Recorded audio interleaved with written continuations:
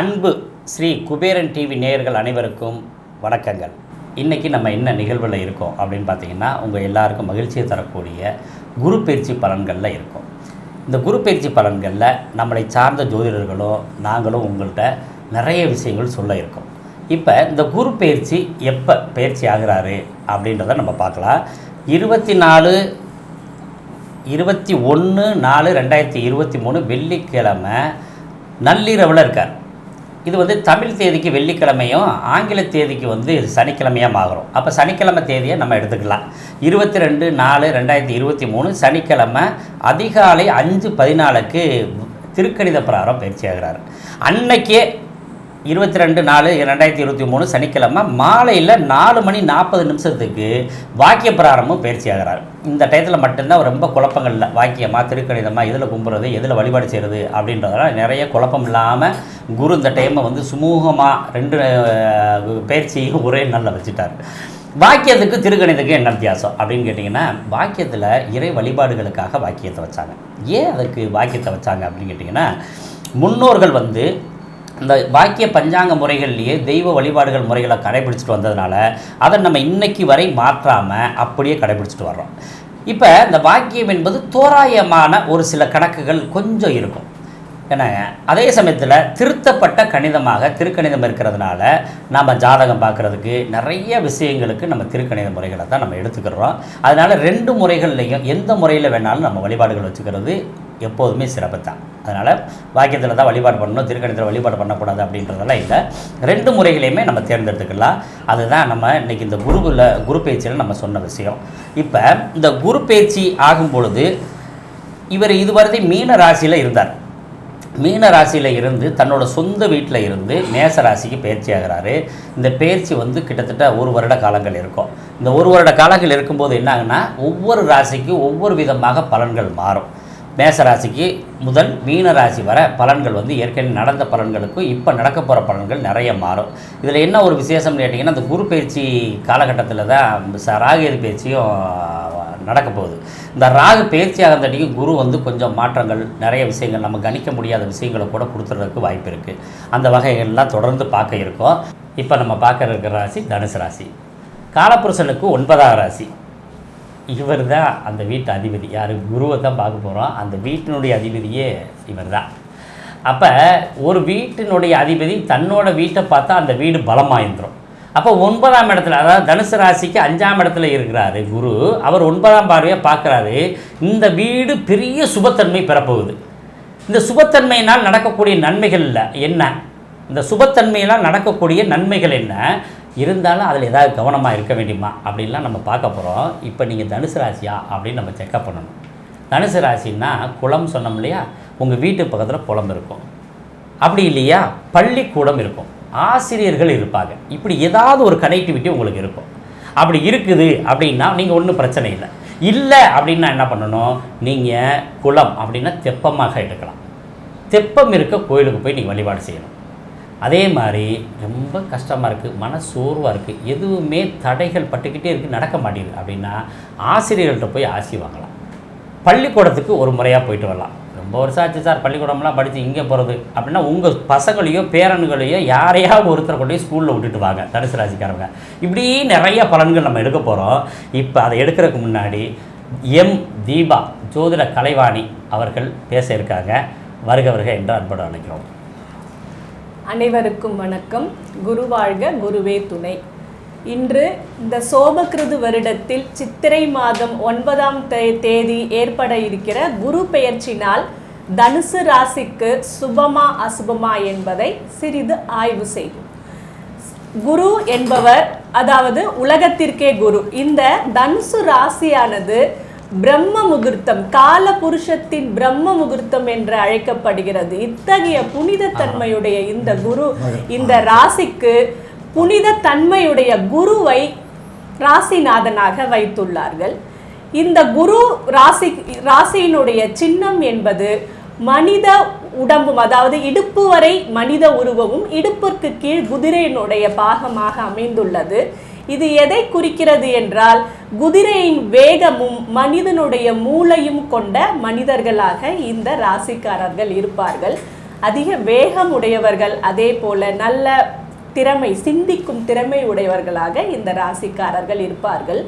இதற்கு குருவை ராசிநாதனாக வைத்துள்ளார்கள். அதாவது குரு என்பவர் என்ன என்றால் தன்னுடைய மாணவர்களுக்காக தனக்கு தெரிந்தவற்றை பிறருக்கு சொல்லிக் கொடுப்பவர்கள் தான் குரு. நம்ம யார்கிட்ட ஒரு சின்ன விஷயம் கேட்டாலும் அதை சொல்லி கொடுக்குறேன்னு அவங்க தான் குரு. அப்போ இந்த குரு எப்படி, அந்த குருவினுடைய குணம் என்பது தனக்கு தெரிந்தவற்றை மற்றவர்களுக்கு சொல்லி கொடுத்து அவர்களை வளர்ப்பவர்களாக இருக்கக்கூடியவர்கள். இந்த ராசிக்காரர்கள் குருவாகவே திகழ்கிறார்கள். தர்மவான்களாக இருப்பார்கள், நியாயவான்களாக இருக்கக்கூடியவர்கள் இந்த தனுசு ராசி அன்பர்கள். இப்பொழுது இந்த குரு பெயர்ச்சியானது, அதாவது இதுவரை அவர்களுக்கு சதுர்ஸ்தானத்தில் இருந்த குருவானவர் இப்பொழுது பஞ்சமஸ்தானத்திற்கு வந்துள்ளார். பஞ்சமம் என்றால் 5ஆம் இடம். இந்த ஸ்தானம் அதாவது பூர்வ புண்ணிய ஸ்தானம், புத்திர ஸ்தானம் என்று அழைக்கப்படுகிறது. குழந்தைகள், நம்மளுடைய குழந்தைகள், குல தெய்வங்கள், நம்மளுடைய முன்னோர், அதாவது நமக்கு முன் ஜென்ம வினை, முன்னோர்கள் போன்ற பலவற்றை நம் இந்த ஸ்தானத்தில் எடுத்துக்கொள்ள முடிகிறது. அவர்களை பற்றி தெரிந்து கொள்ள இது உதவுகிறது. இந்த பஞ்சம ஸ்தானத்தில் குரு வருவது என்பது மிகவும் சிறப்பு. ஆனால் இங்கே ராகு ஏற்கனவே அமர்ந்துள்ளார். ராகுவுடன் சேரும் இந்த குருவானவர் குரு சண்டால யோகம் அப்படின்ற ஒரு யோகத்துல வரார். இது சுப யோகமா, குருவோட ராகு இணைவது சுப யோகமா அசுப யோகமா, இதில் நிறைய விவாதங்கள் உள்ளது. இதை பற்றிய ஒரு சிறு கருத்தை நான் சொல்லவிருக்கிறேன். அதாவது குருவும் ராகுவும் இயற்கை சுபர் வீடுகளில் இணைந்தால் இது சுப யோகமாகவும், அவர்கள் பாபர்களின் வீடுகளில் இணைந்தால் இது அசுப யோகமாகவும் செயல்படும் என்பது கருத்து. அதாவது செவ்வாய் வீடு, மேஷம் என்பது செவ்வாய் வீடு, இங்கு அவர்கள் இணைந்திருக்கிறார்கள். இது இயற்கை பாபருடைய வீடு. மேலும் சனியானவர் தன்னுடைய 3ஆம் பார்வையால் குருவையும் ராகுவையும் பார்க்கிறார். 2 அசுபர்களும் அதாவது ராகு மற்றும் சனியோட குரு கூடியிருக்கிறார். ஸோ இது அசுபத்தன்மையே. அதனால் இப்பொழுது 5ஆம் இடத்தில் கூடியிருக்கிறார்கள் புத்திரர்கள் என்று கூடப்படுகிற நம்மளுடைய குழந்தைகளுடைய படிப்பில் தடை, அவர்களுடைய தொழிலில் தடை, அவர்களுடைய முன்னேற்ற தடை, அவர்களுக்கும் நமக்கும் உள்ள அந்த ரிலேஷன்ஷிப்ல கூட பிரச்சனைகள் வர அதிக வாய்ப்பு உள்ளது. ஆனால் இது நீடிக்குமா? பஞ்சமஸ்தானம் என்பது சுபஸ்தானம் தானே, அங்கு குரு வந்திருப்பது சுகம்தானே, இது நீடிக்குமா? இந்த பிரச்சனைகள் நீடிக்குமான்னு கேட்டிங்கன்னா அது நவம்பர் வரைக்கும், அதாவது இந்த 6 மாதம், இந்த குரு பெயர்ச்சியாகி 6 மாதம், அக்டோபர் மாதம் 30ஆம் தேதி ராகு கேது பெயர்ச்சி வருகிறது. அதுவரையும் பிரச்சனைகள் இருக்கும்.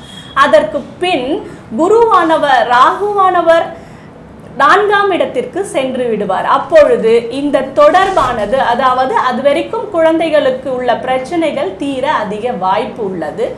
மேலும் இதுவரை யாரெல்லாம் இந்த தனுசு ராசிக்காரங்க ஷேர் மார்க்கெட்லலாம் இன்வெஸ்ட் பண்ணுறது, சூதாட்டத்தில் ஈடுபடுறது, அந்த மாதிரியான விஷயங்களை செஞ்சிட்டு இருக்கிறாங்களோ அவங்கெல்லாம் இந்த அக்டோபர் மாதம் வரை அதை செய்வதை ஒரு முறைக்கு பல முறை யோசித்து செய்ய வேண்டும். என்னுடைய கருத்து என்னன்னு கேட்டிங்கன்னா செய்யாமல் இருக்கிறது பெட்டர். அதுதான் என்னுடைய கருத்தாக இருக்குது. அப்படி இல்லை நான் செஞ்சுதான் ஆகணும்னா நன்றாக யோசித்து இந்த விஷயங்களில் ஈடுபடுறதுன்றது நல்லது. 5ஆம் இடத்தில் குரு வருகிறார். ஸோ குலதெய்வ வழிபாடு செய்யுங்கள். அது ரொம்ப ரொம்ப உங்களுக்கு நல்ல விஷயத்தை தரும். இதுவரையும் நீங்கள் தனுசு ராசிக்காரர்கள் குலதெய்வத்தை நீங்கள் பார்க்கல அப்படின்னா கண்டிப்பாக நீங்கள் குலதெய்வத்தை போய் வழிபடுங்க. குலதெய்வம் வழிபாடு என்பது உங்களுக்கு குடும்பத்தில் உள்ள அனைத்து பிரச்சனைகளும் பரிகாரங்கள் எத்தனை கூட இருக்கட்டுங்க, ஆனால் குலதெய்வ வழிபாடு மாதிரி ஒரு பெரிய விஷயமே இல்லை. ஏன்னா நம்ம எந்த கடவுள் கோயிலுக்கு போனாலும் முதல்ல அந்த எல்லாத்தையும் வாங்கி நமக்கு அவங்க கிட்ட நம்ம எத்தனை அருள் கேட்டாலும், அந்த எந்த கடவுள் எந்த அருள் கொடுத்தாலும் அதை நமக்கு சேர்ப்பவர்கள் நம் குலதெய்வங்கள். அதனால் கண்டிப்பாக குலதெய்வங்களை பாருங்க. எனக்கு நேயர் சொல்கிறது நல்லா காதில் கேட்குது, எங்களுக்கு குலதெய்வமே தெரியலைங்க, நீங்கள் என்னங்க குலதெய்வத்தை கேட்குறீங்கன்னு நிறைய ஜோதிடர்கள் உங்களுக்கு உங்கள் குல தெய்வங்களை கண்டுபிடித்து தருகிறார்கள். உங்களுடைய குல தெய்வங்களை தேடி நல்ல ஜோதிடர்கள் மூலம் கண்டுபிடித்து நீங்கள் குலதெய்வ கோயிலுக்கு சென்று வாருங்கள். இந்த குரு பெயர்ச்சி உங்களுக்கு பொன்னாக இருக்கும். இப்பொழுது நம்ம குருவுடைய பார்வையை பார்ப்போம். ஓகே, இப்போ குரு எந்த இடங்கள்லாம் பார்க்குறாரு இந்த தனுசு ராசிக்கு அப்படின்னு பார்த்தீங்கன்னா, குருவானவர் 9ஆம் இடத்தை பார்க்கிறார். அதாவது காலபுருஷனுக்கு பாக்கிய ஸ்தானம் என்று அழைக்கப்படும் தனுசு ராசிக்கு அவருடைய பாக்கியஸ்தானமான சிம்மத்தை பார்க்கிறார். 9ஆம் இடத்தை பார்க்கிறார். 9ஆம் இடம் என்பது பிதுர் இடம். பிதுர் தர்மம் மற்றும் பாக்கியஸ்தானம் என்று அழைக்கப்படுகிறது. பாக்கியம் என்றால் என்னன்னா, நமக்கு கிடைக்க வேண்டிய விஷயங்கள், அதிர்ஷ்டஸ்தானம். சிம்பிளா சொல்ல போனா அதிர்ஷ்டஸ்தானம். அது அதிர்ஷ்டம் அப்படின்னா என்ன கேட்டிங்கன்னா, ஒரு விஷயத்தை நம்ம முயற்சி பண்ணுறோம், எடுத்த உடனே கிளிக் ஆகிடும், அதாங்க அதிர்ஷ்டம். முட்டி மோதி அது கிடைக்காம இருக்கிறது எனக்கு அதிர்ஷ்டமே இல்லைங்க. நிறைய பேர் சொல்லுவாங்க எனக்கு அதிர்ஷ்டமே இல்லைங்க. 9ஆம் இடம் ஒருவருக்கு கெட்டு போனால் அதிர்ஷ்டம் இருக்காது. எல்லா வேலைக்கும் அவங்க முட்டி மோதி தான் வேலை செஞ்சு ரொம்ப ஹார்ட் ஒர்க் பண்ணணும். இந்த 9ஆம் இடம் சிறப்பாக இருந்தால் எதுவுமே ஃபர்ஸ்ட் இதில் கிளிக் ஆகிடும். ஸோ அப்படிப்பட்ட அதிர்ஷ்ட ஸ்தானத்தை குரு பார்க்கிறார். ஒரு விஷயம் நல்லா தெரிஞ்சுக்கணும், குருவுடைய பார்வை வலிமையான பார்வை, சுபமான வலிமையான பார்வை. அவர் ராகுவோடு சேர்ந்து பலவீனப்பட்டிருந்தாலும் அவர் பார்வைக்கு என்ன இல்லை, உங்களுக்கு அந்த வீக்க ஆகாது. அதனால அவருடைய பார்வை பலம். அவர் எங்கெல்லாம் பார்க்கிறாரோ அந்த இடத்தை எல்லாம் சுபத்தன்மையாக மாற்றுவார், செழிப்பாக மாற்றுவார். இப்போ பாருங்க, அப்பா ஏற்கனவே அப்பாவுக்கு உடம்பு சரியில்லை, அப்பாவுடைய ஆரோக்கியத்தில் கெடுதி இருக்கு அப்படியெல்லாம் நினைக்கிறவங்களுக்கு இப்போ இந்த சோபகிருது வருடத்தின் குருவானவர் உங்களுக்கு நல்ல பலனை தருகிறார். அதாவது உங்களுடைய தந்தையுடைய உடம்பு ஹெல்த் கண்டிஷன்ல நல்ல முன்னேற்றம் வரும். நல்ல அவருடைய இது வரைக்கும் உடம்பு சரியில்லாம இருந்தாங்கன்னா கண்டிப்பா அவங்களுக்கு இப்போ என்ன ஆகும், சுகம் ஆகும். இது வரைக்கும் அவங்களுடைய உடல்நிலைக்கு மருந்து ட்ரீட்மெண்ட், சரியான ட்ரீட்மெண்ட் கிடைக்கல, அப்பா ரொம்பவும் கஷ்டத்துல இருக்கிறாருன்னா இப்போ அவர் பார்க்கறது மூலமா அது சரியான ட்ரீட்மெண்ட் அவர் கிடைச்சா என்ன பண்ணுவார், கண்டிப்பாக அவர் சுகப்படுவார். அது மட்டும் இல்லாமல் தந்தையினுடைய தொழிலிலும் என்ன வரும், உங்களுக்கு நல்ல முன்னேற்றம் வரும். யாரெல்லாம் தனுசு ராசிக்காரர்களாக இருக்கிறாங்களோ அவங்களுடைய தந்தையினுடைய பொருளாதார வளர்ச்சியும் ஏற்படுவதற்கு அதிக வாய்ப்பு, உங்களுக்கு அதிக அதிர்ஷ்ட வாய்ப்புகள் தேடி வரும். அதிர்ஷ்ட வாய்ப்புகள் தேடி வரும். ஆனால் இங்கே ஒரு விஷயத்தை நம்ம பார்க்கணும், சனி 7ஆம் பார்வையாக அந்த ஸ்தானத்தை பார்க்குறார். என்னங்க மேடம் சனியும் பார்த்துட்டு இருக்காரு, நீங்கள் என்ன குருவை மட்டும் வச்சு சொல்கிறீங்க? இதில் நம்ம ஒரு விஷயத்தை நல்லா வாட்ச் பண்ணணும். அது என்னன்னு கேட்டிங்கன்னா, சனியினுடைய பார்வை குருவினுடைய பார்வை விட வலிமை குன்றியது. அதுதான் அங்கே ஃபேக்ட். ஸோ சனி பார்த்தா கண்டிப்பாக தடை பிரச்சனை வரும். இப்போ குருவினுடைய இது வரைக்கும் தடையும் பிரச்சனையும் சந்திப்பாங்க, அலைச்சல் இருக்கும். அந்த அப்பாவுக்கு உடம்பு சரியில்லாமல் ட்ரீட்மெண்ட் இல்லாமல் கஷ்டப்பட்டுட்டு இருப்பார். இப்போ குரு அந்த இடத்த பார்க்கறதுனால உங்களுக்கு என்ன ஆகும், அது அப்படியே மாறிடும். சனியுடைய பார்வையினால் அலைச்சலும் வேதனையும் துன்பமும் தடையும் இருந்தாலும் குரு பார்வை அதை உடைத்து அந்த இடத்திற்கு அதிக சுபத்தன்மையை கொடுத்து விடும். அதுதான் உங்களுடைய 9ஆம் இடத்திற்கான மிக சிறப்பு. அதற்காக பேசுனாங்க, அருமையான விஷயம். ஏன்னா குரு நல்ல சிறந்த இடத்துல உட்காந்துருக்கார், 5ஆம் இடத்துல. தனுசு ராசி பாருங்கள், இருக்கிற 12 ராசிகள்லேயே மிகப்பெரிய அதிர்ஷ்டம் உள்ள ராசி. 3ஆம் இடத்துல சனி ரொம்ப சிறப்பு, 5ஆம் இடத்துல குரு அதை விட சிறப்பு, 11ஆம் இடத்துல பாவகிரகங்கள் இருக்குது அதை விட சிறப்பு. அப்போ டாப் 10 வரிசையில் நம்பர் 1 இடத்தை அடையிறது தனுசு ராசி தான்.